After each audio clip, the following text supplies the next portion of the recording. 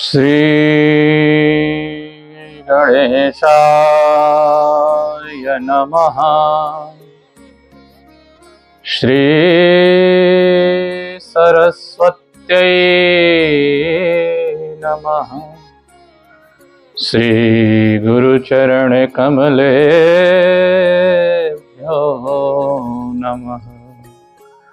श्री मातृपितृचरण कमलेभ्यो नमः। वर्णानाम् अर्थसंघानाम् रसानां छन्दसामपि मंगलानां च कर्तारो वन्दे वाणी विनायको। भवानी शंकरो वन्दे श्रद्धा विश्वासरूपिणो। याभ्यां विना न पश्यन्ति सिद्धाः स्वान्तस्तमीश्वरम्। ध्येयं सदा परिभवग्नमभीष्टदोहम्। तीर्थास्पदं शिवविरञ्चिनुतं शरण्यम्। भृत्यार्थिहं प्रणतपालभवाब्धिपोतम्। वन्दे महापुरुषते चरणारविन्दम्। वन्दे महापुरुषते चरणारविन्दम्। नारायणं नमस्कृत्य नरं चैव नरोत्तमं। देवीं सरस्वतीं व्यासं ततो जयमुदीरयेत्। भक्तिभक्त भगवन्त गुरु चतुरनाम बपुएक। इनके पद बंधन किए तो नाशत विघ्न अनेक। इनके पद बंधन किए तो नाशत विघ्न अनेक। बोलिए शाम्ब सदा शिवाय नमः। श्रीनीलकंठाय नमः। अनकामेश्वराय नमः। श्रीरामेश्वराय नमः। सोमेश्वराय नमः। हरिः शरणं हरिः शरणं हरिः शरणं। अनंत कोटि ब्रह्मांड नायक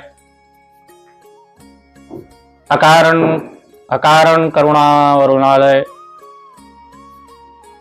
भक्त वांछा कल्पतरु देवाधिदेव महादेव और जगत जननी माता भवानी शारदा के असीम अनुकंपा से और अपने माता पिता के आशीर्वाद से मुझे और आप सबको यह पवित्र पावन मास सावन में मनुष्य के परम पुरुषार्थ सत्संग का लाभ प्राप्त हो रहा है। मैं और आप सब इस पावन पवित्र मास में भगवान शिव और मां जगदम्बा के श्री चरणों में अपनी प्रणति निवेदित करेंगे साष्टांग मां को दंडवत करेंगे और भगवान शिव की शरण में सानिध्य की ओर बढ़ेंगे, प्राप्त करेंगे। भगवान शिव शरणागत वत्सल हैं, आशुतोष हैं। हम सब उन्हीं की चरित्रों की, उन्हीं के गूढ़ रहस्यों की कथा को सुनने का प्रयास, जानने का प्रयास कर रहे हैं। शिव महापुराण बहुत ही बृहद है। हम सब जितनी ही अपनी सामर्थ्य है उस अनुसार से इसको सुनेंगे, सुनाएंगे और हम सब पर निश्चित ही भगवान शिव कृपा करेंगे, हम सबका कल्याण करेंगे। क्योंकि भगवान तो शिव हैं, शिव माने कल्याण होता है। आइए हम सब आज के भाग में प्रवेश करेंगे। हम सब ने अभी तक बहुत ही आनंदित करने वाली कथाओं का वर्णन सुना। किस प्रकार नारद जी का मोह भंग हुआ, भगवान शिव ने कृपा की है। और पिछले भाग में जैसा कि हम लोगों ने सुना कि अब आगे ब्रह्मा जी वक्ता होंगे, नारद जी श्रोता हैं, ब्रह्मा जी कथा सुनाएंगे और नारद जी सुनेंगे। उसी क्रम में हम सब लोग आगे बढ़ेंगे। और नारद जी से ब्रह्मा जी कहते हैं कि आपने नारद जी मेरे ऊपर उपकार किया है, शिव के मंगल चरित्र के रूप में को जानने को लिए मुझसे प्रश्न किया है, मुझसे पूछा है। ये मेरे ऊपर आपका उपकार ही है नारद। भगवान शिव का चरित्र सुनने वाले का कभी अमंगल नहीं होता। जो भगवान शिव के चरित्र को सुनता और सुनाता है उसका निश्चित ही मंगल ही होगा, अमंगल तो हो ही नहीं सकता। क्योंकि सदा शिव कल्याण स्वरूप हैं, उनका नाम जप चरित्र सब मंगलमय है, इसलिए उनके भक्तों का सदा मंगल ही होगा। नारद, तुम्हें कुछ तो भगवान विष्णु ने चरित्र सुनाया ही है, अब आगे सुनो। यह संपूर्ण ब्रह्मांड जब प्रलय काल में दग्ध हो जाता है, अंधकार ही अंधकार व्याप्त हो जाता है, उस दग्धता के आगे, अंधेरे के आगे कुछ भी नहीं दिखाई पड़ता, उस काल में भी सदा शिव दिखाई देते हैं। उस स्वरूप सदा शिव अपने स्वरूप में, उस अवस्था में भी, किस अवस्था में, जब संपूर्ण यह ब्रह्मांड प्रलय काल में दग्ध हो जाता है, कुछ भी नहीं दिखाई पड़ता, परंतु उस काल में भी हमारे सदा शिव अपने स्वरूप में विराजमान रहते हैं। बोलिए भक्त वत्सल भगवान की जय।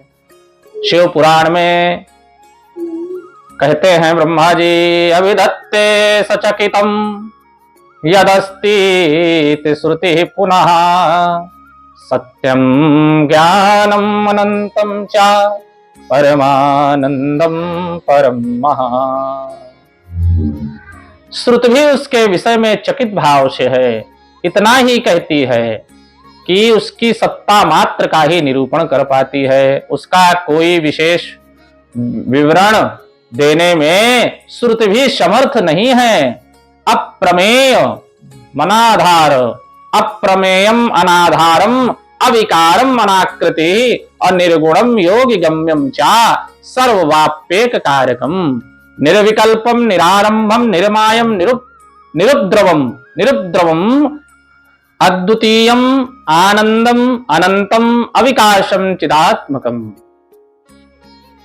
कहने का मतलब है, यहां पर ब्रह्मा जी ने जितने नाम गिना दिए हैं, कह रहे हैं वह सत्य है। कौन? शिव। वह सत्य है, ज्ञान स्वरूप है, अनंत है, परमानंदमय है, परम ज्योतिष स्वरूप है, अप्रमेय है, आधार रहित है, निर्विकार है, निराकार है, निर्गुण है, योगी गम्य है, सर्वव्यापी है, सबका एकमात्र कारण शिव है, निर्विकल्प है, निरारंभ है, माया शून्य है, माया उसको बांध नहीं सकती है, उपद्रव रहित है, अद्वितीय है, अनादि है, अनंत है, संकोच विकास से शून्य है और सच्चिदानंद है, चिन्मय है। कौन? हमारे साक्षात सदाशिव हैं। और ये जितने लक्षण ब्रह्मा जी ने शिव पुराण में हम जो बोल गए, गिनाए हैं भगवान शिव के, इन सब लक्षणों को हमारे बाबा गोस्वामी तुलसीदास ने एक ही स्तोत्र में बांध दिया है, एक ही स्तोत्र में परिग्रहण कर दिया है। नमामि समीशान निर्वाण रूपम विभुं व्यापकं ब्रह्म वेद स्वरूपम। बड़े भाव से हम सब लोग, जहां जो कोई इसको सुन रहा हो, इसको गुनगुनाइए। बहुत ही सार तत्व हमारे रामचरितमानस में छिपा है। इस शिव पुराण के ब्रह्मा जी के मुख से निकली हुई वाणी को हमारे बाबा तुलसी ने एक ही स्तोत्र में बांध दिया है। सब लोग मन ही मन गाएंगे, जहां बैठे हो वहीं गुनगुनाएंगे।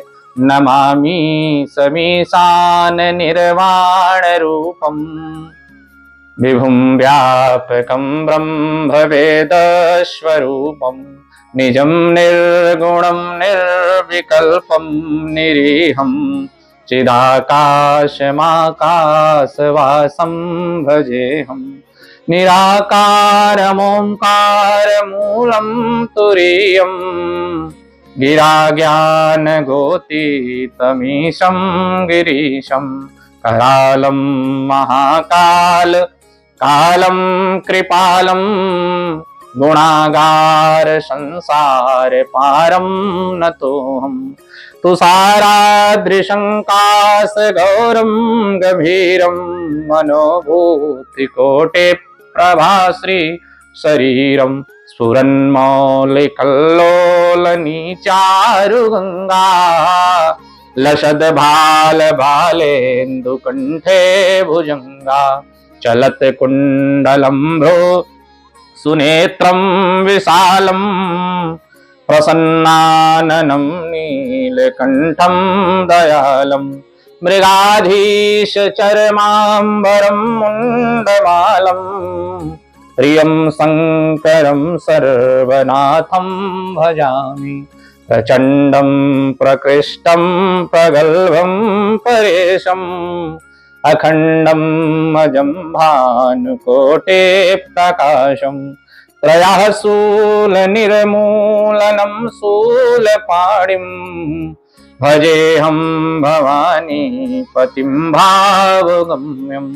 कलातीत कल्याण कल्पान्तकारी सदा सज्जनानंद दाता पुरारी चिदानंद संदोह मोहापहारी प्रसीद प्रसीद प्रभो मन्मथारी न यावदुमानाथ पादारविन्दं भजन्ति लोके परे वानराणाम् न तावत् सुखं शान्ति संतापनाशं प्रसीद प्रभो सर्वभूताधिवासं। न जानामि योगं जपमनैव पूजां न तोऽहं सदा सर्वदा सम्भुतुभ्यं। जराजन्म दुःखोगतातप्यमानं प्रभो पाहि आपन्नमामीश शम्भो। प्रभो पाहि आपन्नमामीश शम्भो। रुद्राष्टकमिदं प्रोक्तं विप्रेण हरतोषये ये पठन्ति नरा भक्त्या तेषां शंभु प्रसीदति। भगवान रुद्र की, हमारे सदाशिव की ये अष्टक जो कोई भी गाता है, कहने का मतलब है भगवान रुद्र की स्तुति का यह अष्टक उन शंकर जी की तुष्टि के लिए ब्राह्मण द्वारा कहा गया। जो मनुष्य इसे भक्ति पूर्वक पढ़ते हैं उन पर भगवान शंभु सदा प्रसन्न होते हैं। शीघ्र भगवान आशुतोष उनके मनोरथ को पूर्ण कर देते हैं। ये है बाबा तुलसी की महिमा कि शिव पुराण के श्लोकों को बिल्कुल हूबहू उतार दिया है रामचरितमानस में। बोलिए भक्त वत्सल भगवान की जय, तुलसीदास महाराज की जय। इस प्रकार सदाशिव भगवान से यह सृष्टि उत्पन्न हुई है, इसका श्री ब्रह्मा जी वर्णन कर रहे हैं। महाप्रलय के बाद भी शिवलोक नष्ट नहीं होता है, शिवलोक शाश्वत लोक है। भगवान शिव का लोक ही एक रूप से काशी रूप में स्थापित है धरती पर। धरती पर काशी जो है, वाराणसी जो भूमि है, काशी स्थान जो है, वह साक्षात धरती पर विद्यमान भगवान का शिवलोक ही है। काशी शिव का परम प्रिय स्थान है, काशी शिव का परम प्रिय स्थान है। तदेव काशी के तत्य प्रोच्यते क्षेत्रमुत्तमम् परम निर्वाण संख्यानम्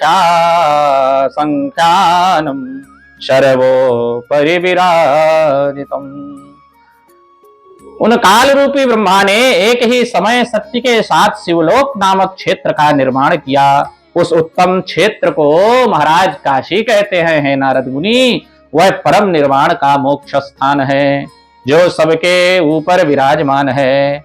हे मुने, शिव और शिवा ने प्रलय काल में भी कभी उस क्षेत्र को अपने सानिध्य से मुक्त नहीं किया है। कहने का तात्पर्य है कि प्रलय काल में भी वह स्थान नष्ट नहीं होता, वहां सदा शिव सदा विराजमान रहते हैं। बोलिए भक्त वत्सल भगवान की जय। वह अविमुक्त है, अविमुक्त के नाम से प्रसिद्ध होगा, अविमुक्त के नाम से प्रसिद्ध होगा। ब्रह्मा जी वर्णन कर रहे हैं, नारद जी सुन रहे हैं, और काशी को भगवान शिव का धरती पर दिव्य शिवलोक कह रहे हैं काशी को, और बता रहे हैं काशी को अविमुक्त के नाम से जाना जाता है। कहने का मतलब है मोक्ष के लिए वह धरती बहुत ही उत्तम है। हे देवर्षे, उसको आनंद वन भी कहा जाता है। आनंद वन में रमण करते हुए शिवा और शिव सबकी मनोकामनाएं पूर्ण करते हैं। बोलिए भक्तवत्सल भगवान की जय। ब्रह्मा जी महाराज वर्णन कर रहे हैं, और भगवान शिव ने इस शिव पुराण में भगवान शिव से ही समस्त सृष्टि की रचना बताई गई है। भगवान शिव ने समस्त सृष्टि का निर्माण के विषय में है कि सारी सृष्टि शिव से ही उत्पन्न हो रही है, और शिव कह रहे हैं कि तुम तप करो, तुम तप करो, तप करो, तप करो। और भगवान विष्णु के नाभि से कमल प्रकट हुआ है। सृष्टि के क्रम में कमल प्रकट होता है, कमल से ब्रह्मा प्रकट भये हैं, और ब्रह्मा जी के अब आगे सृष्टि का क्रम बताया जा रहा है ना, उसी क्रम में भगवान विष्णु के नाभि से कमल प्रकट भया है, और कमल से ब्रह्मा प्रकट भये हैं, और ब्रह्मा जी अपने उस नाल के छिद्र से प्रवेश करके बहुत नीचे तक जा रहे हैं, किंतु कुछ भी और छोर का पता नहीं लगा पा रहे हैं। अंत में आवाज आती है, तप कर, तप कर, तपस्या कर। आदेश हुआ है, और फिर ब्रह्मा जी ने तप किया है। भगवान ने दिव्य दर्शन दिया है। भगवान के दर्शन के बाद ब्रह्मा जी को मोह हो गया, और भगवान को अपना स्वामी नहीं माना, विष्णु जी को अपना स्वामी नहीं माना, और उसी मोह के चक्कर में पड़कर ब्रह्मा जी ने कहा विष्णु से कि तुम मेरे सृष्टिकर्ता नहीं हो, तुम मेरे पिता नहीं हो, तुम जगत पिता नहीं हो, जगत पिता तो मैं हूं, और मैं तुम्हारा भी पिता हूं विष्णु। इस प्रकार से कहा है। तब भगवान विष्णु ने भी कहा है कि आज हिसाब होकर रहेगा। वही विद्येश्वर संहिता में जो कथा आई है, हम लोगों ने विस्तार से जिसको सुना, वही कथा यहाँ फिर से आ रही है। और यहाँ विष्णु को तभी विष्णु और ब्रह्मा में द्वंद्व और युद्ध की स्थिति हो जाती है, भयंकर युद्ध होता है, आप लोगों ने सुना। और फिर दोनों लोगों ने भगवान शिव के परम अस्त्रों का प्रयोग किया है, संधान किया है। और जैसे ही वह दोनों अस्त्र आपस में टकराने को होते हैं तो भगवान बीच में अग्निस्तंभ के रूप में सदाशिव उत्पन्न प्रकट हो जाते हैं। लिंग स्वरूप में, अग्निस्तंभ के स्वरूप में आदिलिंग प्रकट होता है, और वही आदिलिंग अरुणाचलेश्वर भगवान के नाम से, शिवलिंग के नाम से स्थापित होते हैं धरती पर, आदि शिवलिंग कहलाते हैं। वहीं से सब ब्रह्मा जी, शिव जी भगवान विष्णु का सर्वप्रथम पूजन करते हैं लिंग का। ये सब कथा आप लोग सुन चुके हैं। ब्रह्मा और केतकी के पुष्प को शाप देते हैं क्रुद्ध होकर के, बाद में उन पर अनुग्रह भी करते हैं, ये भी आप लोगों ने सुना। इस प्रकार से ब्रह्मा को यह वरदान देते हैं कि यज्ञ बिना तुम्हारे संपूर्ण नहीं होगा, यज्ञ के परम प्रधान तुम ही होगे। केतकी को कहते हैं, जो केतकी का पुष्प है उसको कहते हैं कि तुम मेरे ऊपर तो नहीं चढ़ोगे, लेकिन मेरे समान सभी देवताओं पर चढ़ाए जाओगे, मेरे मंडप आदि की शोभा बढ़ाओगे, किंतु मेरे ऊपर प्रत्यक्ष रूप में कभी तुम चढ़ाने के योग्य नहीं होगे। लेकिन तुम अब कह रहे हो केतकी, तो तुम्हारे ऊपर इतना अनुग्रह करता हूं कि मेरे समान जिसकी पूजा होती है उसके ऊपर तुम सदा चढ़ाए जाओगे। ब्रह्मा और विष्णु को भगवान शिव के शब्द आगे शब्दमय स्वरूप का दर्शन हुआ है, उसको देखकर उनको व्याह मोह उनका दूर हुआ है, शब्दमय स्वरूप को देखकर। किनका मोह दूर हुआ? ब्रह्मा जी का। उमा सहित शिव प्रकट हुए हैं।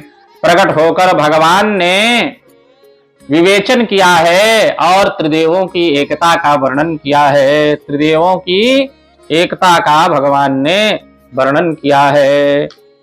बोलिए भक्त वत्सल भगवान की जय। तथा ब्रह्मादि तीनों देवताओं का एकता का प्रतिपादन किया है। कहते हैं कि तुम दोनों मेरे ही अंश हो। सदाशिव कहते हैं किससे? ब्रह्मा और विष्णु से। कहते हैं कि आप दोनों मेरे ही अंश हैं, इसमें कोई भी संशय नहीं है। भक्तिर भवतु नो नित्यम त्वयि चा व्यभिचारिणी। हम दोनों की सदा अविचल भक्ति बनी रहे, भगवान विष्णु ये कह रहे हैं। किससे कह रहे हैं? सदाशिव से। जब सदाशिव प्रकट भये हैं और कहा है उन्होंने कि तुम दोनों मेरे ही अंश हो, तो विष्णु भगवान ब्रह्मा जी को अपना पुत्र मानकर सृष्टि का विस्तार कराओ। क्या कहा भगवान शिव ने? क्या आज्ञा दी विष्णु को? कहा कि हे विष्णु भगवान, आप ब्रह्मा को अपना पुत्र मानकर सृष्टि विस्तार कराओ और आप सृष्टि का पालन करो विष्णु। अब विष्णु जी बोले, भगवान हमें कुछ और अब नहीं चाहिए, आप तो हम पर केवल कृपा करें। मुझे हे भगवान सदाशिव, विष्णु भगवान बोल रहे हैं कि आप मुझे भक्ति प्रदान करें, अनन्य भक्ति का हमको वरदान दें। इस प्रकार अविचल भक्ति आपके ऊपर हम पर बनी रहे। बोलिए भक्तवत्सल भगवान की जय। बनी रहे। ऐसा वर मांग कर शिव जी ने ब्रह्मा का हाथ मेरे हाथ में पकड़ा दिया है और विष्णु भगवान के हाथ में दे दिया है और कहा, इनका ख्याल रखना विष्णु, गलती तो इनसे भाई हो गई है, लेकिन ये भी तो अंश ही है हमारा, इनका ख्याल रखो। और एक आशीर्वाद दिया है सदाशिव भगवान ने।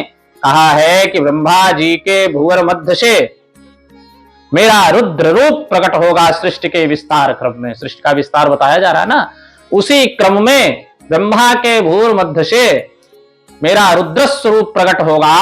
वह मेरा रुद्र रूप सदा शिव रूप से अलग नहीं होगा, भिन्न नहीं होगा, अभिन्न ही माना जाएगा। किंतु सृष्टि के क्रम में मैं रुद्र रूप में प्रकट होकर लीला करूंगा। बोलिए भक्तवत्सल भगवान की जय। ब्रह्मा जी ने सृष्टि विस्तार किया है। पहले अविद्या की सृष्टि की है, किंतु उन्हें प्रसन्नता नहीं हुई है अविद्या की रचना से। फिर पुनः भगवान का ध्यान किया और फिर पुनः भगवान का ध्यान किया है और पवित्र सृष्टि की रचना की है ब्रह्मा जी ने। इति दत्तो वरस्तेद्य सत्यम सत्यम न संशयः। बड़ा सुंदर वर्णन है। ममेव हृदये विष्णु अविष्णु हृदये हम। क्या बात कह रहे हैं यहाँ पर। ममेव हृदये विष्णु अविष्णु हृदये हम। विष्णु हृदये हम, मेरे हृदय में विष्णु हैं और विष्णु के हृदय में मैं हूं। कौन कह रहा है? भगवान विष्णु शिव जी कह रहे हैं। यह सत्य है, यह सत्य है, इसमें संशय नहीं है। जो उभयो अंतरम योगे न जानाति मनो मम वामांगजो मम हरिर दक्षिणांगोद्भवो विधि विधि ब्रह्मा और हरि विष्णु। जो इन दोनों में अंतर नहीं समझता वही मेरा मन है, अर्थात वही मुझे प्रिय है। किन दोनों में? हरि और हर में। यहाँ हम लोग लड़ जाते हैं कि हम शैव हैं, हम वैष्णव हैं ना। वहां देखो हमारे भगवान की दोस्ती दिव्य है। इस प्रकार कोई अंतर नहीं है। भगवान शिव अपने मुख से कह रहे हैं कि मेरे हृदय में नारायण हैं, विष्णु हैं और नारायण के हृदय में मैं साक्षात हूं। जो हम दोनों में अंतर नहीं करेगा वही मेरा मन है, वही मुझे प्रिय है।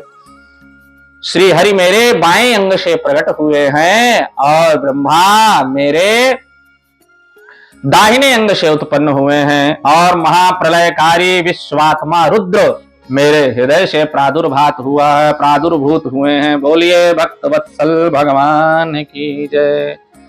इस प्रकार हम सब लोग बड़ी दिव्य महिमा सुन रहे हैं। बड़े गूढ़ रहस्य से, गूढ़ ही रहस्य है कि भगवान शिव कह रहे हैं कि मैं विष्णु के हृदय में स्थापित हूं और विष्णु मेरे हृदय में स्थापित हैं।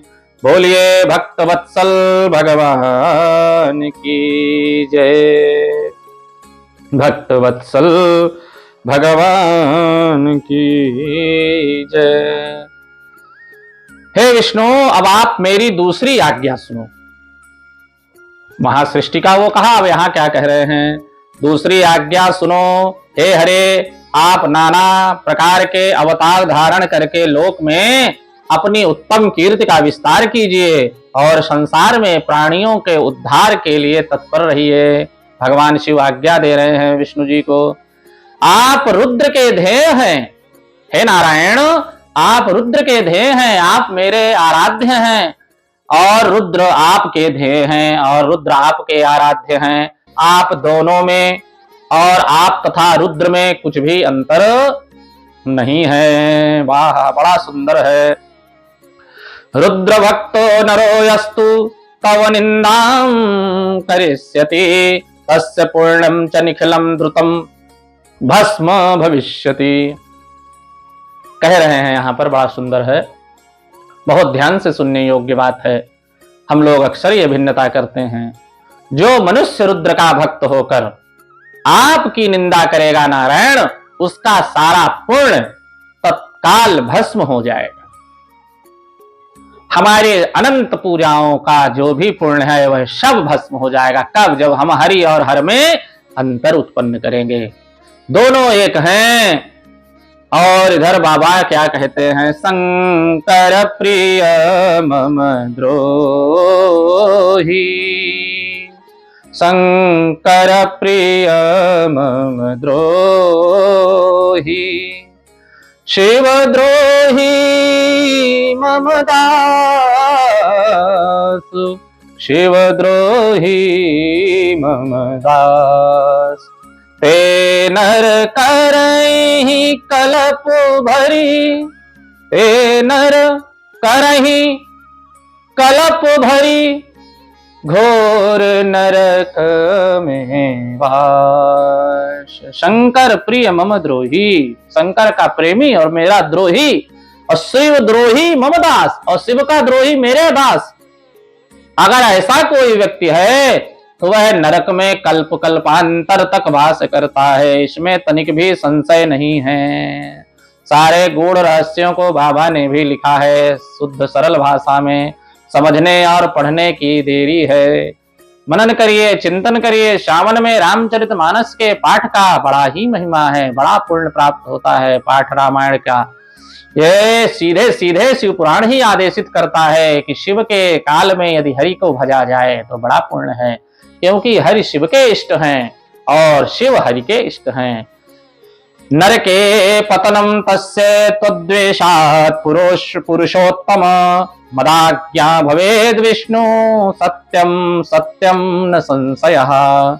जो मनुष्य, हे पुरुषोत्तम विष्णु, आपसे द्वेष करने के कारण मेरी आज्ञा से उसको नरक में गिरना पड़ेगा। जो मनुष्य आपसे द्वेष करेगा उसको मेरी आज्ञा से नरक में गिरना पड़ेगा। यह सत्य है, सत्य है, इसमें संशय नहीं है।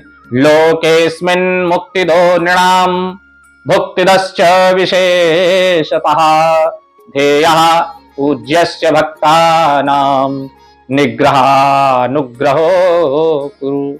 आप इस श्लोक में मनुष्यों के लिए विशेषता भोग तथा मोक्ष प्रदान करने वाले और भक्तों के ध्येय तथा पूज्य होकर प्राणियों का निग्रह और अनुग्रह कीजिए। ऐसा कहकर भगवान शिव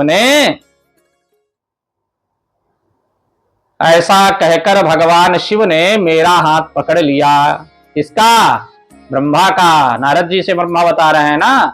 और ऐसा कहकर भगवान शिव ने मेरा हाथ पकड़ लिया। इत्युक्त्वा मां चाधातारं हस्ते धृत्वा स्वयं हरिं अकथयामास दुःखेषु सहायो भव सर्वदा। मेरा हाथ पकड़ लिया और विष्णु को सौंप कर उनसे कहा है, आप संकट के समय सदा इनकी सहायता करना है नारायण। ब्रह्मा जी की मदद सदा करना, क्योंकि मेरे ही अंश हैं, इनकी सहायता करते रहना। त्वां यः समाश्रितो नूनम् मामेव स समाश्रितः अंतरं यश्च जानाति अनिरये पतति ध्रुवम्। निरये पतति ध्रुवम्। निश्चय ही, अवश्य ही नरक में गिरेगा। कौन गिरेगा नरक में? त्वाम यह समाश्रितो नूनम मामेव स समाश्रितः। जो आपकी शरण में आ गया वह निश्चय ही मेरी शरण में आ गया, और जो मुझ में और आप में अंतर समझता है वह अवश्य ही नरक में गिरता है। इस प्रकार कह रहे हैं भगवान शिव। कह रहे हैं, प्रभु आप मेरे भक्तों का कल्याण करो और मैं आपके भक्तों का कल्याण करूं। जो तुम्हारी शरण में जाए उसका तुम कल्याण करो, और तुम्हारा भक्त जो मेरी शरण में आए उसका मैं कल्याण करूं।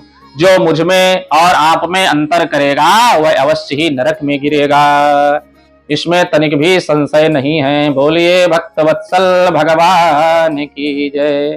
और एक बात बाबा लिखते हैं तुलसी, और एक गुप्त मत सब ही कहो कर जोर, शंकर भजन बिना नर भगति न पावे मोर।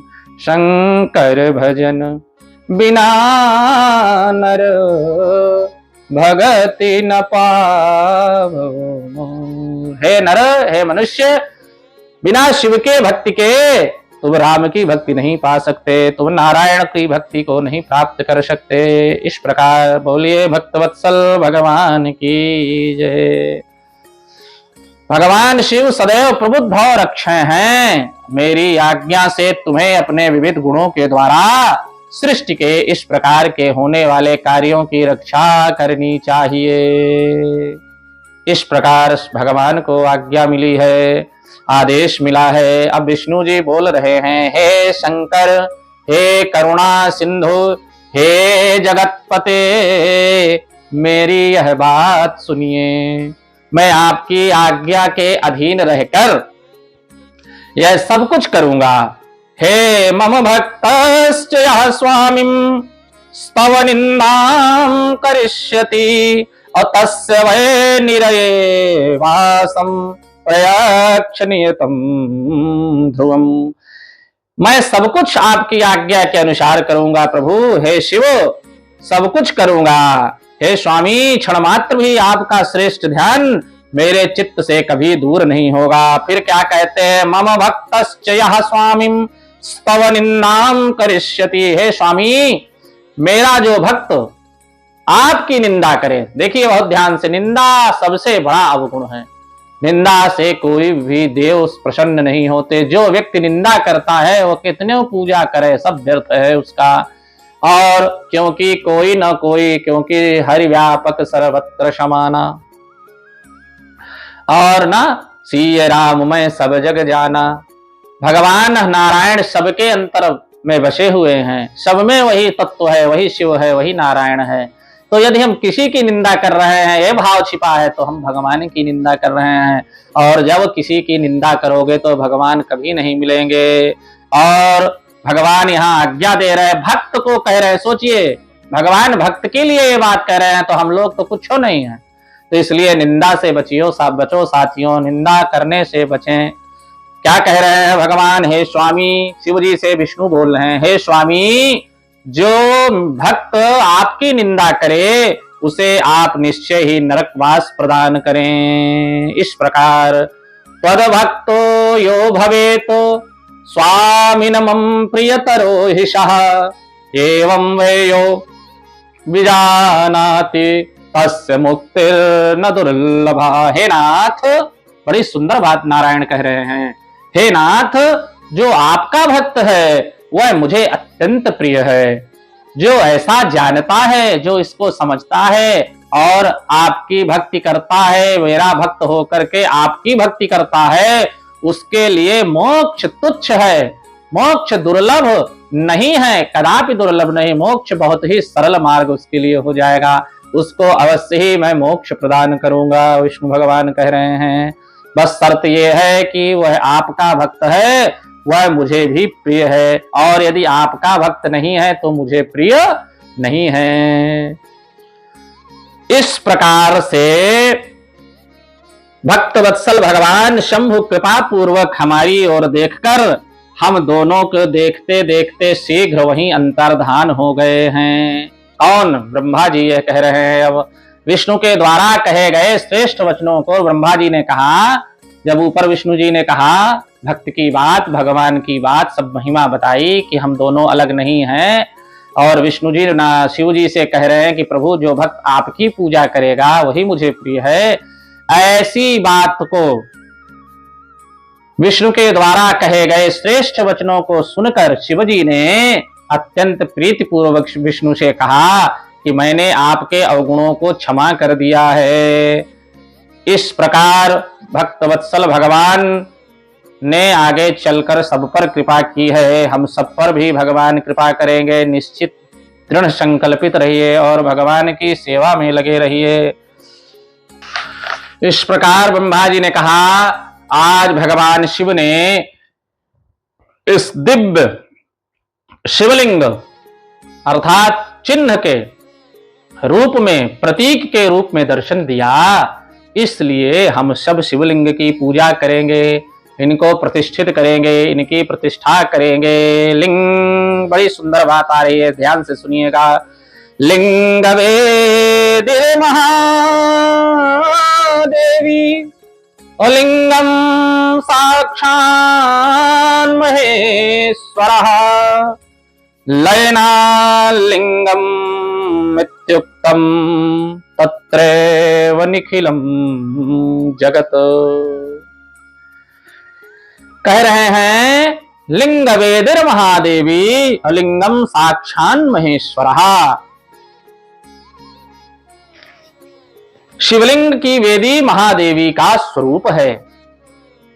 कहने का तात्पर्य है शिवलिंग संपूर्ण जो पीठ है वो किसका स्वरूप है? शिवलिंग की वेदी महादेवी का स्वरूप है और लिंग साक्षात महेश्वर है। जो पीठ है, जो जलहरी है, वो महादेवी मां अंबा का स्वरूप है। साक्षात मां पार्वती जगत जननी है वो। और जो लिंग है, शिवलिंग है, वो है शिवजी का साक्षात महेश्वर है और लय कारक होने के कारण ही इसे लिंग कहा गया। लिंग इसको क्यों कहा गया? लयनात् लयलान लिंगम इत्युक्तम। कहने का मतलब संपूर्ण सृष्टि का जिसमें लय हो जाए, या इस प्रकार समझिए कि संपूर्ण सृष्टि जिसमें विद्यमान हो, संपूर्ण सृष्टि जिसके आदेश से रची जाए, ब्रह्मा विष्णु महेश जिससे सबका आविर्भाव हुआ हो, अर्थात जिस शिवलिंग में ही जो लय हो जाए उसको लिंग कहते हैं। इसे लिंग कहा गया है। इसी में संपूर्ण जगत स्थित रहता है। इसी प्रकार समझना चाहिए। बोलिए भक्त वत्सल भगवान की जय। जो शिवलिंग के समीप स्थित होकर, बहुत ध्यान से सुनिएगा, जो शिवलिंग के यस्तुलैंगम पठे नित्यम आख्यानम लिंग सन्निधो अषणमासा शिव रूपो वे नात्र कार्या विचारणा। बताइए कितनी चमत्कारिक बात लिखी है। जो शिवलिंग के समीप स्थित होकर नित्य इस लिंग के आख्यान को पढ़ता है, माने जो हमने अध्याय को पढ़ा, इस लिंग के आख्यान को, लिंग की इस महिमा को जो पढ़ता है वह 6 मास में ही, 6 महीने में ही शिव रूप हो जाता है। इसमें संशय नहीं है, संदेह नहीं है। हे महामुने, जो शिवलिंग के समीप कोई भी कार्य करता है उसके पुण्य फल का वर्णन करने में मैं समर्थ नहीं हूं। बोलिए भक्तवत्सल भगवान की जय। माने ब्रह्मा कह रहे हैं, यहां एक मुख से कोई नहीं कह जा सकता। ब्रह्मा के मुख तो बताइए 1 से अधिक हैं, है कि नहीं है? चतुरानन है ब्रह्मा, और वो महाराज कह रहे हैं कि मैं अपने मुख से उसका वर्णन नहीं कर सकता। किसका? जो भगवान के शिव के समीप में रह करके, शिव के समीप रह करके, शिवलिंग के समीप रह करके कोई भी कार्य करता है, बस शिव के समीप हो। शिव का समीप कैसे प्राप्त होगा? भाव सुन लीजिए ना, कि शिव का समीप तभी मिलेगा जब मन पवित्र होगा, निर्मल होगा, तभी शिव का अर्थ क्या है? कल्याण। बार बार कई बार बता चुका हूं, कल्याण। कल्याण तभी होगा जब निर्मल मन से हम अपने इष्ट का ध्यान करेंगे। चाहे नारायण का ध्यान करो तो भी शिव कल्याण करेंगे, और चाहे शिव का ध्यान करो तो नारायण कल्याण करेंगे। यही गूढ़ तत्व था इसमें, इस भाग में। इसलिए हमें भेद नहीं करना है। और ब्रह्मा जी अपने मुख से अंत में कह रहे हैं कि जो भी शिव के लिंग के समीप रह करके, शिवलिंग के समीप रह करके कोई भी कार्य करता है उसके पुण्य फल का वर्णन करने में मैं समर्थ नहीं हूं। हे नारद, मैं वर्णन नहीं कर सकता हूं। बोलिए भक्तवत्सल भगवान की जय। इसके बाद हम सब आज यहीं पर अपने इस भाग को समाप्त करेंगे, विश्राम देंगे अपनी वाणी को। और इसके बाद कथा बहुत विस्तार है भक्तों, मेरे सनातनियों, मेरे प्रेमियों, मेरे अग्रजों, मेरे विद्वान भक्तों, बहुत विस्तार है, बहुत विस्तार है। किंतु प्रयास यही रहेगा कि सामासिक पद्धति में, सामास के रूप में थोड़ा थोड़ा हर अध्याय को छुआ जाए और आप तक उसको पहुंचाने का प्रयास किया जाए। बड़ा ही कठिन संकल्प है। आप सबका आशीर्वाद रहा और भगवान शिव की कृपा रही तो अवश्य पूर्ण होगा, इसमें संशय नहीं है। अब हम आगे सूत जी महाराज ने शिव जी के पूजन का वर्णन किया है, उसको सुनेंगे और तमाम पूजन के फल बतलाए हैं। और आगे बताया है कि भगवान शिव की पूजन की अनिवार्य आवश्यकता का प्रतिपादन किया है। इस प्रकार शिवलिंग 2 प्रकार के कहे गए हैं, ये भी किया है। वैसे हम लोग पूर्व में भी भगवान शिव के पूजन की महिमा सुन चुके हैं, लेकिन थोड़ा थोड़ा संक्षेप में 1-2 भाग में इसको सुनेंगे, प्रयास करेंगे। और इस प्रकार आगे चल करके सर्वोत्तम विधि को बतलाया है।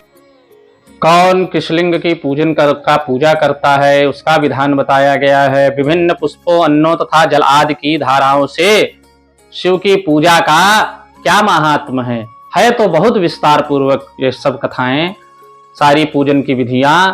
यदि आप लोग आदेशित करेंगे इस दास को तो इसको अलग से बना करके इन वीडियो को मैं प्रसारित करने का प्रयास करूंगा, लेकिन यहाँ पर थोड़ा थोड़ा तो जरूर छूने का प्रयास करूंगा इन संदर्भों को। और इसके बाद हम सब लोग यज्ञदत्त के पुत्र गुणनिधि का चरित्र अवश्य सुनेंगे। बड़ा ही परोपकारी चरित्र है, उसको सुनना आवश्यक है हम सभी के लिए। फिर उसके बाद भगवान चाहेगा तो शीघ्रातिशीघ्र शिव की कृपा हुई तो भगवान शिव के विवाह की कथा में हम लोग शीघ्रातिशीघ्र प्रवेश करने वाले हैं। इस दास को इसी प्रकार हिम्मत और आशीर्वाद देते रहें तो यह कार्य शीघ्र संपूर्ण करूंगा मैं। ये बिना आपके आशीर्वाद और प्रभु की कृपा के संभव नहीं है। आइए हम सब लोग इसी भाव के साथ भगवान शिव को चित्त में धारण करते हुए, मन को पवित्र करते हुए हरि शरणम हरि शरणम हरि शरणम बोलिए। नमः पार्वती पतये हर हर महादेव। ओम शांति शांति शांति।